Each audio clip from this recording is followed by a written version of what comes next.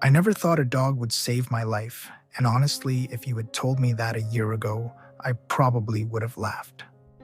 My name is Mateo, I'm 34, and this is Nube.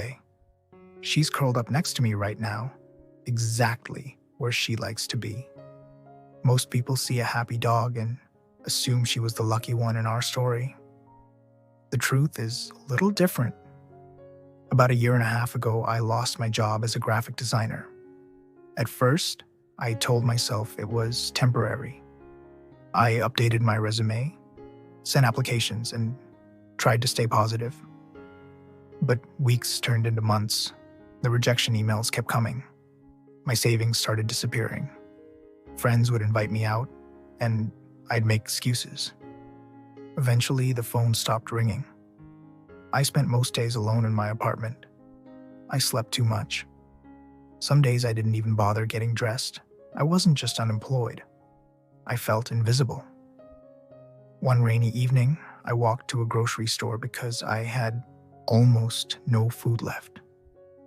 I remember standing outside, under the awning, watching people rush through the rain.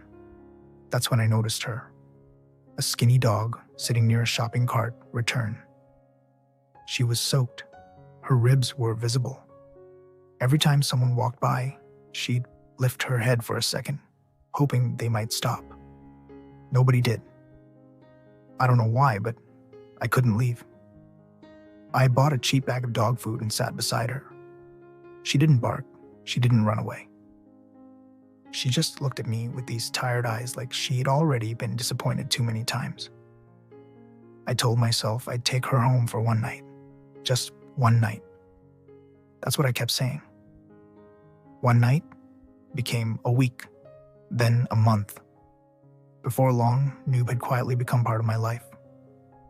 At first, she gave me a reason to follow a routine. She needed food. She needed walks. She needed someone to care.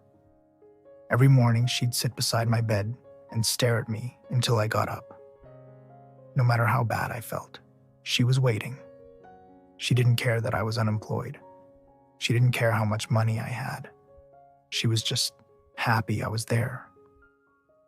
Slowly, things started changing. I walked farther every day because of her.